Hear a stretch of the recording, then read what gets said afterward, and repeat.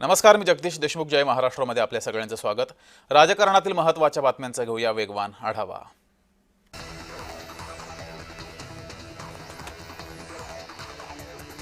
ठाकरे गटाकडून महागाई विरोधात जनाक्रोश आंदोलन केले गेलं. अंबादास दानवे यांच्या नेतृत्वाखाली आंदोलन करण्यात आलं. यावेळेस क्रांती चौकात केंद्र सरकार विरोधात जोरदार घोषणाबाजी करण्यात आली.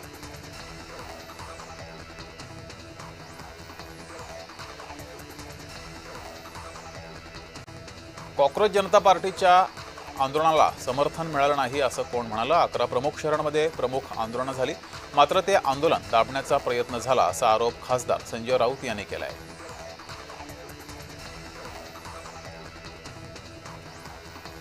पालकमंत्री जयकुमार गोरे यांनी भाजपाचे सोलापूर विधान परिषदेचे उमेदवार राजेंद्र राऊत यांचं नाव न घेता इशारा दिलाय.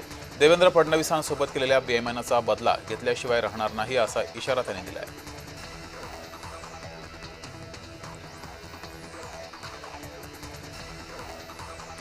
अखेरच्या श्वासापर्यंत काँग्रेसमध्येच राहणार. काँग्रेसचे चांगले दिवस आणायला आपण सगळे प्रयत्न करू असं आवाहन आमदार विकास ठाकरे यांनी केलंय.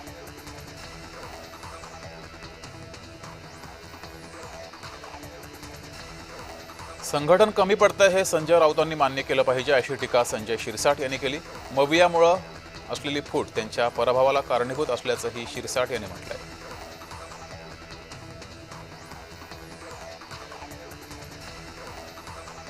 खासदार उदयनराजे भोसले यांनी आशियाई महामार्गावरील कराड येथील उड्डाणपुलाची पाहणी केली. या उड्डाणपुलाचं काम अंतिम टप्प्यात आलं आहे, त्याची पाहणी केली.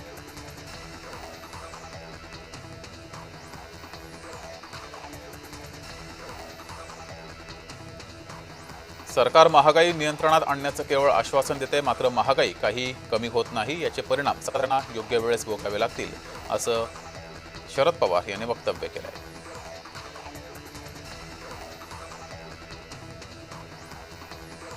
प्रस्थापितांना धडा शिकवण्यासाठी प्रसंगी मी कॉक्रोच जनता पार्टीचा सदस्य होण्यासाठी तयार आहे असं विधान ओबीसी नेते लक्ष्मण हाके यांनी केलंय.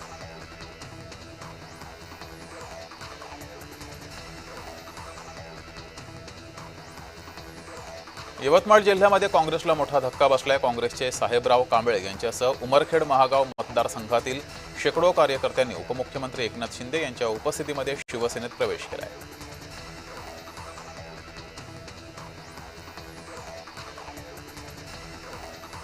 शिवसेनेचा देवरीमध्ये मेळावा पार पडला. या कार्यकर्ता मेळाव्यात बच्चू कडू यांनी भाषण करताना कार्यकर्त्यांना आपला मंत्री जर चुकत असेल तर त्याला ठोकून काढा असा सल्ला दिलेला आहे. वादग्रस्त विधान केलंय.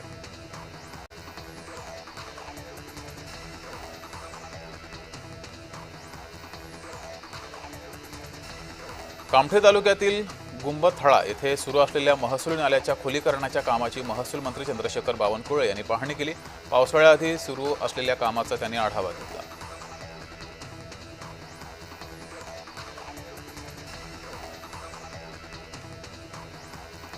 खासदार सुनील तटकरे आणि मंत्री अदिती तटकरे यांनी उपमुख्यमंत्री एकनाथ शिंदेंची भेट घेतली.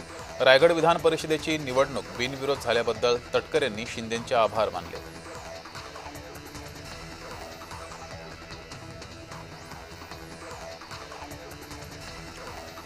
भरत गोगावलेंना रायगडचं पालकमंत्रीपद मिळण्याबाबत अनिश्चितता कायम आहे. पालकमंत्री पदाबाबत शिंदेंसोबत बोलून चर्चा करू असं सूचक विधान सुनील तटकरे यांनी केलंय.